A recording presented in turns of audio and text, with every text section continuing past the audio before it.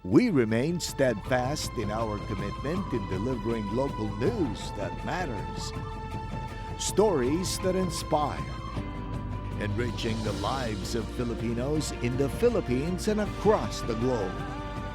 This is your GMA Regional TV. Buong puso para sa Pilipino.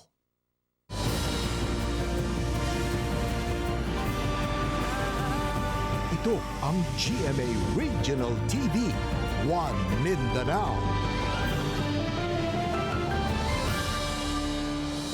Mayong hapon Mindanao, kini ang GMA Regional TV 1 Mindanao. Hatod namo ang pinakadago pinakauling balita sa Mindanao. Ako si Sara Hilomen Velasco, live gikan dinhi sa GMA Davao Complex. Cyril Chavez, live gikan dinhi sa GMA Cagayan de Oro Station. Efren Mamak live desde aquí na GMA Zamboanga Station. Zero firecracker-related injuries ang natala sa Davao City sa holiday season. Kini sumala sa Davao City Police Office.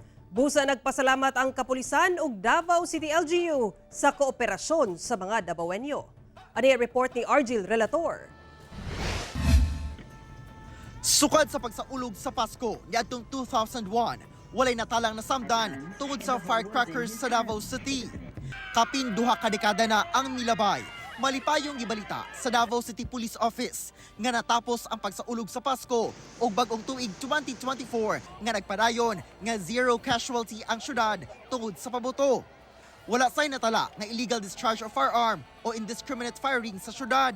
Maayo ang ato ang record karong nga tuig, sir. Dili lang ni karong nga tuig, ato pang mga pipila ka mga tuig no nga zero casualty gyud ato ang syudad sa Davao. Mao gyud ang aim sa Davao City Police Office nga wala gyud pabuthan or maigo og bala karon nga tuig sa 2024. Sa datos gikan December 16, 2023 hangtod January 1, 2024, usa ka kwitis ug 168 ka lantaka ang nakumpiska sa kapulisan. Natay mga ma-filean og kaso through regular filing kay naka-violate sila sa ato ang ordinance sa city ordinance this atong firecracker. Busa, nagpasalamat ang kapulisan ug ang Davao City LGU ngadto sa mga Davaoenyo sa padayong pagsunod sa mga balaod, ilabi na ang firecracker ban ordinance sa syudad. For this year, 2024, let us continue to work together for the welfare of every Davaoenyo and for the growth of Davao City, especially sa pagsunod sa atong mga balaod. Nagpasalamat sa bang LGU sa security cluster sa pagsiguro nga mahimong malinawon ang pagpahigayon sa Pasko Fiesta sa Davao. Sumala sa DCPO, zero incident sub ang natala ato sa mga aktibidad sa month-long Pasko Fiesta sa syudad. Kauban si Leo Arcajes sa kamera. Ako si Argil Relator para sa One Mindanao. Usa ka mall sa Uzami City, Misamis Occidental ang nadiskubrihang gikawatan atol sa unang adlaw sa bag-ong tuig. Kapin 47 million pesos nga kantidad sa kwarta og alahas sa duha ka jewelry shop ug usa ka automated teller machine na limas. Ani ang report. Nangabungkag nga automated teller machine, nangabungkag nga istante sa jewelry shop, ingon man mga nagkatag nga debris sa semento ug nangabuslot nga pultahan ug salog. Ingon ani ang hulagway sulod sa usa ka shopping mall sa Purok 3, Baybay Santa Cruz, Uzami City. Human nga gituwang gisulod og mga kawatan. Sigon sa kapulisan, adlaw sa bagong tuig Enero 1, pasado las 11 sa buntag, nakurat ang mga tenant sa mong mall yang ilang naabtan ang mong panghitabo. Dali silang nanawag og pulis kung asa na recover sab ang mga nagkadayang sanina nga gituhuang gamit sa mga suspitsado sa pagsulod sa mall. Nasayran sab sa otoridad nga adunay buslot ang drainage kilid sa dalan duol sa mall nga kung subayon mo konekta ngadto sa buslot sa food court area sulod sa mall. Makaingon kay kita well planned kining panghitabo ato ang makita kining insidente dili kini gihimo nga kay nakita lang adunay jewelry then gihimo dayon nila ang ilahang plano. But ato agi makita nga it is well planned. Aduna gi mga gamit nga gipanggamit ang maong mga sospechado para gid nga ma-accomplish nila ang ilang katuyuan. Sa inisyal nga tala sa otoridad, moabot ngadto sa kapin 47 million pesos ang natangag sa mga kawatan. Lakip na niini ang mga alahas ug kwarta sa duha ka jewelry shop ingon man cash sulod sa ATM. Sa follow-up operation nga gihimo sa kapulisan, ilang nadakpan ang usa ka April John Permanhill, 18 anyos, usa ka Carnival crew, human nga midagan kuno kini diyang gipangutana sa otoridad sa nahitabong pagpangawat. Moabot sa 3 o mas daghan pa ang mga sospek nga ginalantaw sa kapulisan. Ato ang gipanguha ang mga CCTV footage sa maong area ug aduna usab kitay ginahimo nga follow-up operation, hot pursuit operation sa mga posible nga mga sospechado. Karon padayon ang investigasyon nga ginahimo sa kapulisan o pagsikop sa mga posibleng sospek. Kung adunay mga incident, adunay mga tao nga adunay mga kadudahang lihok, kana i-report gyud sa ato ang pinakaduol nga police station. And of course kini nga mga insidente gikinahanglan gyud kini og kaning tabang pod sa ato ang katawhan, no, to exercise vigilance at all times. Gisulayan sa GMA Regional TV nga makuha ang kabahin sa mall ug sa mga establishmento nga gikawatan apan wala pa kini mitubag sa among tawag. Abli kanunay ang GMA Regional TV sa ilang kabahin sa insidente. Kauban si Makoy Simpron sa kamera.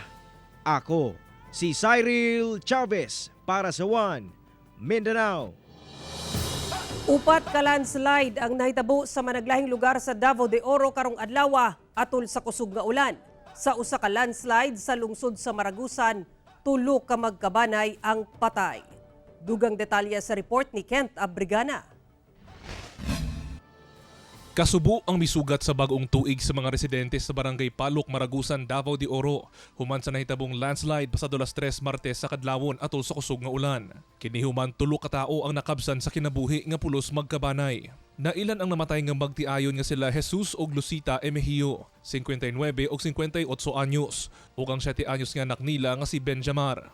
Sumala sa Maragusan LGU, natulog matud pa ang magbanay sulod sa ilang balay dihang nahitabo ang landslide. Samtang, usasab ka landslide ang nahitabo sa Katipunan Tandik Road sa boundary sa Barangay Katipunan ug Barangay Tandik sa Maragusan gihapon. Sa kalapad sa landslide, nababagan sa mga punuan sa kahoy ug mga bato ang dalan. Nagpadayon ng clearing operation sa maong dalan. Hinuon, maagyan na kini sa mga gagmayng sakyanan. Dili ta magsalig nga sir makatuod kay ang sakuna man god or ang mga dili na to matagna muna nga mag-igmat sita kasi tawag ni pantayan na to ang especially sa ato mga prone sa landslide. Samtang aduna sinatala nga minor landslide sa Barangay Katipunan sa Nabunturan, Davao de Oro ug Barangay Magangit sa Nubataan, Davao de Oro. Sa Mawab, Davao de Oro, way puwas ang pagmonitor sa MDRRMO Mawab sa Hidjo River sa Barangay Sawangan sa level sa tubig atol sa pag-ulan. Gani gipamangnuan na niini ang mga nagpuyo daplin sa maong sapa nga mamahimong alerto. Hinuon walay natala ang MDRRMO nga gipabakwit. Nanay may baludaan sila sir nga kung if ever ang tubig is sana sa orange nga level or advice na sila sir for proceed sa evacuation center. Pero since nakita po na mo sir nga nana siya sa orange level sir nga nagbaba naman po ang tubig ug hinay sir. Kaya wala naman po nag-ulan diri sa Mawab karon. Matod sa Pag-asa, ang nasinating mga pag-ulan tungod gihapon sa epekto sa easterlies nga magdala og mga pag-ulan sa Mindanao. Ako si Kent Abrigana para sa One Mindanao. Gidagsa sa mga Zamboangueño ang New Year countdown o grand fireworks display agig pagsugat sa bagong tuig sa syudad. Ilabihan ang excitement sa mga Zamboangueño sanglit kini ang unang higayon nga gihimo ang aktibidad sukad ang Zamboanga Siege. Ano yung report ni Chris Sadapitan?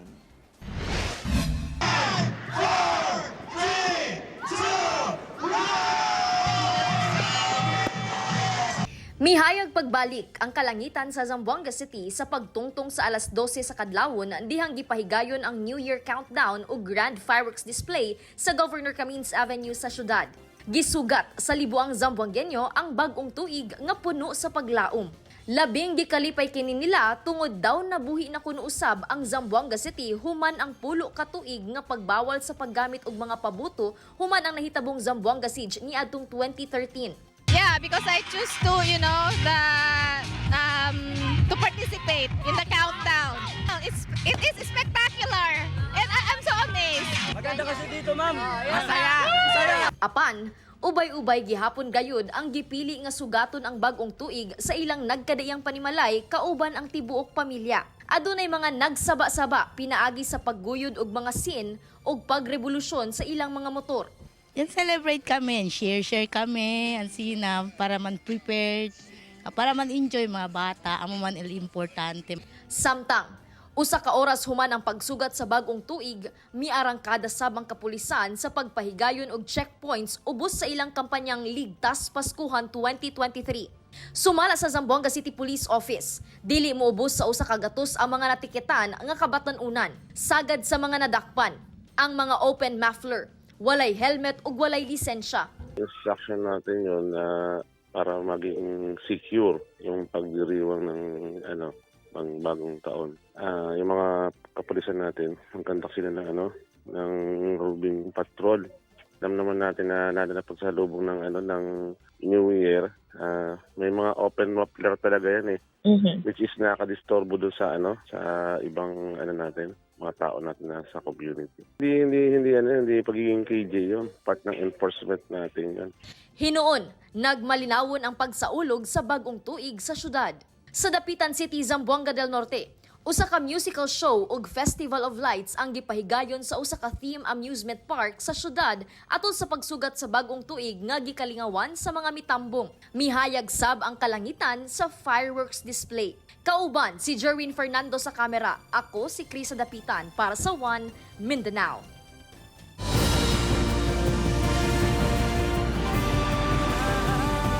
Ito ang GMA Regional TV, One Mindanao.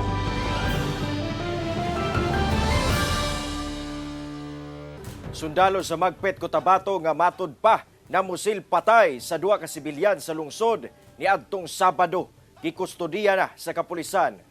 Dugang detalye sa report ni Tony Humamil. Patay on the spot ang 18 anyos nga lalaki nga giilang si LJ Ripulidon nga lakip sa upat ka mga biktima sa pagpamusil sa Matas Poblasyon, Magpet, Cotabato niadtong December 30, 2023 pasado alas 11 sa gabi. Daling gidalang sa balay tambalanan ang tulo ka mga biktima nga giilang sila si Jason Torres, Francis Paul Isugon, usa ka vlogger, ug ang giilang si Johnny. Apan sa ulahing taho sa Magpet PNP, nakabsa na sabo kinabuhi si Jason Baclao Torres alas 3 sa kadlawon atol sa bagong tuig samtang nagpaayo sa ospital. Nasuta nga ang suspect, usa ka sundalo ilawom sa 2nd Company 10 CMO Battalion sa Philippine Army. Giila ang maong sundalo nga si Sergeant Alin Anthony Jimenez, 41 anyos, residente sa Patag, Cagayan de Oro City, nga gilang gisurrender sa iyang commander ngadto sa Magpet PNP. Sa investigasyon sa otoridad, una matud pa nahitabo ang pagpamusil. Miadto sa lugar ang sundalo aron mamalit og ilimdog makahubog. Apan duna kunoy nakalalis ang sundalo nga grupo sa mga kabataan sa usa ka tindahan sa lugar. Gani hangtod sa pagbalik niini sa kampo, gigukod pa siya sa mga kabataan-unan. Pipila ka minuto ang bilabay, mibalik ang sundalo sa maong tindahan apan nakahawa na sa lugar ang mga kalalakihan nga nakabangi niya. Bilang dumating yung sundalo, bumunot ng baril, pinagbabaril yung mga nandoon na mga inosente na walang kaalam-alam yon. Duda sa otoridad nga nakainom ang suspect atol sa krimen. Sumala pa, mukabat sa 14 ka basiyo sa bala sa caliber 9mm ang narecover sa crime scene nga gituuhang mao'y gigamit sa suspect. Nakakustodiya na karon sa Magpet PNP ang suspect samtang ginahanay pa ang tukmang kaso nga ipasaka bato kaniya. Gisulian pa sa GMA Regional TV 1 Mindanao ug kuha ang pahayag sa suspect ug pamilya sa mga biktima. Ako si Tony Humamil para sa One Mindanao. Gisugda na sa Our Lady of Peña Francia Chapel sa Davao City ang mga aktibidad subay sa nakatakdang pagsaulog sa pista sa itom nga Nazareno. Alas 3 sa hapon niadtong December 31, 2023 dihang gipaygayon ang rito sa pailis o ang tradisyonal nga pabihis sa puon sa Our Lady of Peña Francia Chapel sa Barangay Tigato, Davao City. Tinuig kini nga ginahimo dungan sa pagsugod sa unang novena mass alang sa pagsulog sa kapistahan sa itom nga poong Jesus Nazareno. Gipanguluhan ang mga aktibidad sa Coraparoko sa San Alfonso Parish nga si Reverend Father Gemasol Ortiz. Hangtod January 5, doon na ipahigayon nga rosary o novena matag alas 5 sa hapon ug sundan kini og novena mass pagka alas 6 sa gabi. Ipahigayon ang traslasyon karong January 9 sugod alas 6 sa buntag alang sa ikasiyam nga kapistahan sa itom nga Poong Jesus Nazareno nga gikan sa Quiapo, Manila sa maong chapel. Gibutang na sa Metropolitan Cathedral of the Immaculate Conception sa Zamboanga City ang imahe ni itom nga Jesus Nazareno nga nakatakdang iparada sa kapistahan niini sa January 9. Ani ang dugang detalye? Nahimutang na ang imahen sa itom nga Jesus Nazareno sa Metropolitan Cathedral of the Immaculate Conception sa La Purisima Street, Zamboanga City. Kini aron mahatagan og higayon ang mga deboto sa syudad nga makaduaw ug makahalad og mga pag-ampo. Si kada anyo liga si disuyo fiesta o disuyo dia. Tiene kita entra. Hindi kat mucho. Ito mga deboto. Tabuya si sila si aquel cerca ya disuyo dia. Tadekora sila ko nesa. Taresa tanan sila. Si Teresa tan sinitan sa Dilareso pati devotion. Ang maong imahen nagikan pa sa nasod Espanya nga kapin 200 anyos na. Nakatakdak kining iparada sa Central Business District sa syudad atol sa kapistahan sa itom nga Jesus Nazareno karong January 9. Sa kasamtangan, ginaliyog na sa tag-iya sa maong imahen ang mga gikinahanglang dokumento o permit kalabot sa maong aktibidad. Okay, tarisa lang kami kunili. Kaya imbunamente el mga entita sige na prosecution. Mudagat ele. Otro di suyo kami sa takinakasa. Otro el prepisa andali na iglesia. Tene gayon kami sa ele para ali. Lauman nga ubay-ubay ka mga deboto ang musalmot sa maong grand procession sa syudad. Kauban si Sim Romero sa kamera. Ako si Efren Mamak. Para sa One Mindanao. Wala sab kaikyas ang Mindanao sa epekto sa pagdaot sa panahon sa tuig 2023. Atong balikan ang mga grabing pagbaha nga milunob sa dagang lugar sa isla. Unsa kaha ang pagpangandam sa mga otoridad, kalabot niini lakip ang pagpangandam sa hulga sa El Nino karong tuiga. Aniya ang special report. Bulan sa Nobyembre tuig 2023, pipila ka barangay sa Davao City ang gibaha atol sa kusog nga ulan dala sa localized thunderstorms. Sa usa ka subdivision sa Barangay Baliok, dili mabangbang ang kakusog sa sulog sa tubig nga midagayday sa dalan sulod sa maong subdivision. Sa usa ka subdivision sa Barangay Bago Galiera, nangayo na og tabang ang ubang residente human katunga na sa balay nila ang nalukop sa tubig baha. Guys, baka may mga taga Davao dyan na naririnig niyo po. Patulong naman ako. Kailangan ko po ng tulong. 4 po kami dito. 2 po ng mga anak ko. Sa laing kuha sa residente, makita nga wala misaler ang kabugat ni ining duha ka sakyanan diyang gibalibag kini og gianon sa baha padulong sa creek. Dunay natanggong nga mga sakyanan sa Davao-Cotabato Highway, Barangay Bago Playa tungod sa kataas sa baha. Apan una ni ini, sa pagsugod pa lang sa tuig 2023, bulan sa Enero, nasinati ang epekto sa low pressure area sa Maguindanao del Norte. Apektado sa pagbaha ang mga lungsod sa Datu Blas Sinsuat, North Upi ug Datu Udin Sinsuat sa Maguindanao del Norte. Diin gatusan ka mga residente ang apektado. Wasab kaikyas ang Datu Montawal sa Maguindanao del Sur. Sa aerial survey, makita ang halapad nga pagbaha sa tulo ka mga barangay sa lungsod. Apektado sab sa maong LPA ang Zamboanga City. Gilunupan ang 38 ka mga barangay sa syudad kung asa miabot sa kapin 9,000 ka magbanay ang apektado sa baha nga epekto sa low pressure area. Sa kakusog sa ulan nga miresulta sa grabeng pagbaha, temporaryong gisiradaan ang Manikaan Bridge human nakitaan og liki og nangakankan ang yuta dapit sa pundasyon. Gumikan sa hitabo na stranded ang pipila ka mga sakyanan. Sumala sa Zamboanga City Disaster Risk Reduction and Management Office, dili na bag-o alang sa syudad ang makasinati og pagbaha. Kini gumikan kay tuig 2022, wasab kaikyas ang syudad sa grabeng pagbaha dala sa bagyong Paeng. Busa mihimo na sila og paagi aron batukan ang grabeng epekto sa pagbaha sa syudad nga gituki niadtong Pebrero tuig 2023. Apan kini gikinahanglang ipaubos sa evaluation.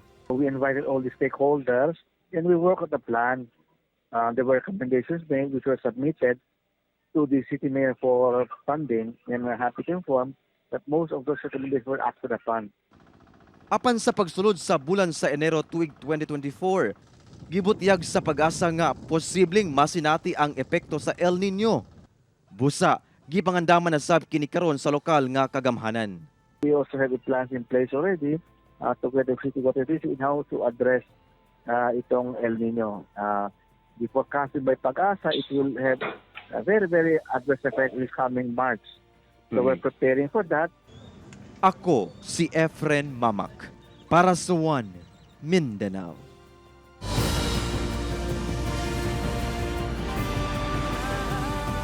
Ito ang GMA Regional TV, One Mindanao.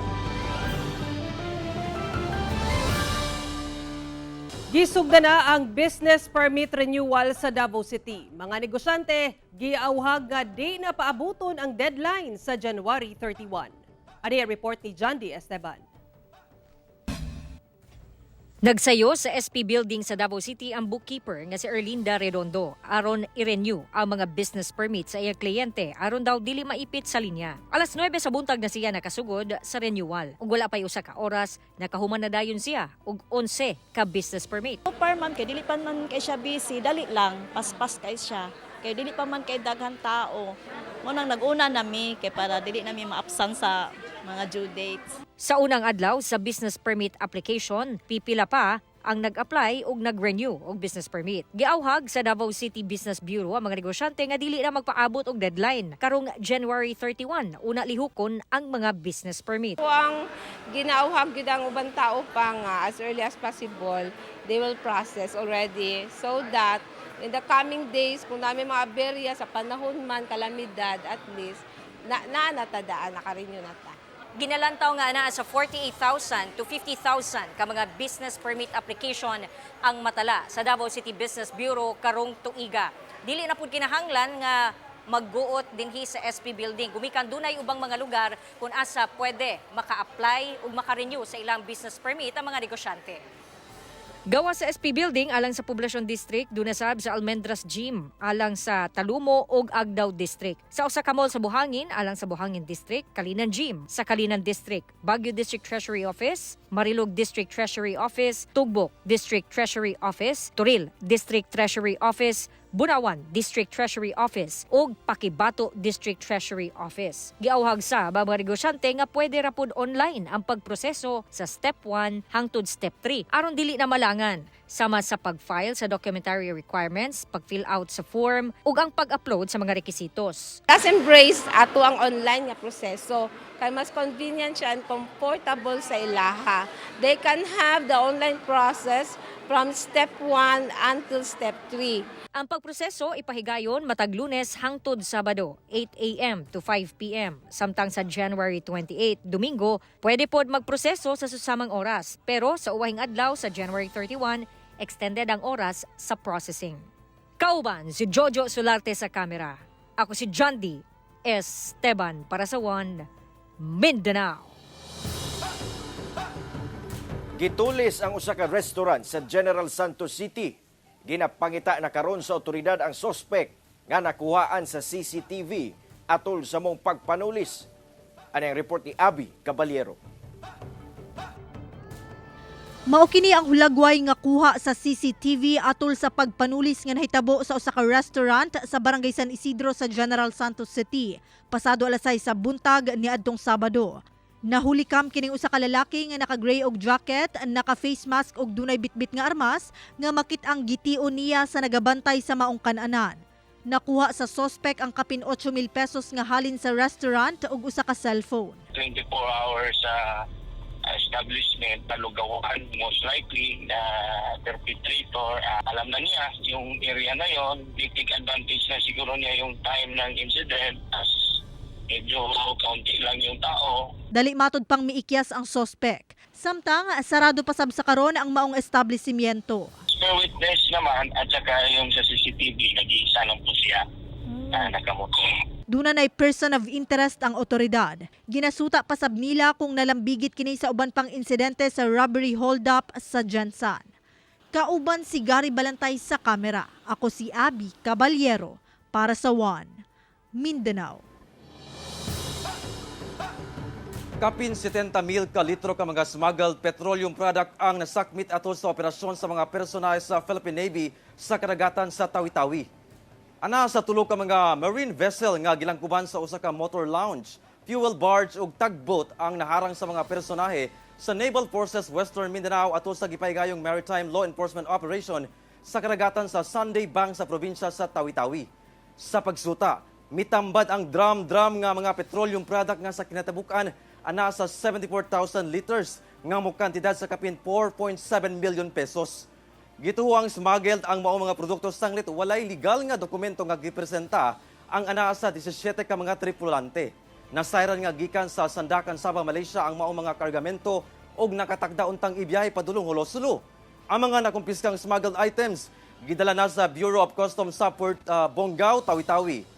Posible sa mag-atubang og kaso kalabot anti-smuggling ang mao mga dinakpan.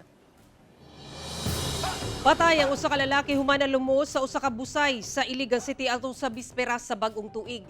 Nailhan na biktima nga si Joseph Dayday, 25 anyos nga taga Iligan City. Sa investigasyon sa kapulisan, naligo sa usa ka busay sa Purok 3 Mimbalot sa Barangay Buruon sa Iligan City ang lalaki alas 7:30 sa buntag giatong bispera sa bagong tuig. Miambak matud pa kini sa busay nga dunay gilawmon nga 15 feet apan nadala kini sa kusog nga sulog sa tubig ug naanod. Napalga na lang kini nga wala na kinabuhi pipila ka metros gikan sa busay. Gisulayan pa kini og revive sa medical team apan wala na kini naulian. Sumala sa kapulisan, dalahon pa unta kini sa ospital apan sumala sa igsuon ini, dalahon na lang sa punerarya ang lalaki. Paymangno sa otoridad sa mga ligo sa dagat o busay nga kinahanglang mag-amping ug siguruhong luwas ang lugar. Mga kapuso, tungod sa kadaugan sa Firefly, isip Best Pictures sa Metro Manila Film Festival 2023. Masaksihan na kini sa 133 ka mga sinihan sa tibuok Pilipinas. Sa kalampusan sa Firefly, mas daghan na ang mga sinihan nga magpalabas niini. Ug dinhi sa Mindanao, available kini sa piling sinihan sa Cagayan de Oro City, Davao City, Zamboanga City, General Santos City, Coronadal City, Cotabato City, Iligan City, Butuan City ug Dapitan City. Sa wala pa makatan-aw, ayaw kabala ka mga kapuso ha, dalha ang inyong pamilya o higala sa mga sinihan nga naka-flash sa inyong TV screens. Mao kadto ang mga ulayng balita sa Mindanao karong adlaw. Mamahimo ninyo kinig makita pag-usab pinaagi sa pagbisita sa official website sa GMA Regional TV o bisitaha ang among official YouTube channel ug i-click ang subscribe button para sa pinakaulahing balita. Muchísimas gracias sa atong mga kapuso sa Mindanao nga nagalantaw kanamo og sa atong mga kapuso abroad. Padayon lang sa pagtutok sa mga lokal nga balita matag adlaw tungod sa GMA Regional TV Local News Matters. Kami ang GMA Regional TV 1 Mindanao, tibok pwersa para sa mas na komisyon ug mas halapad nga pagserbisyo sa nasod.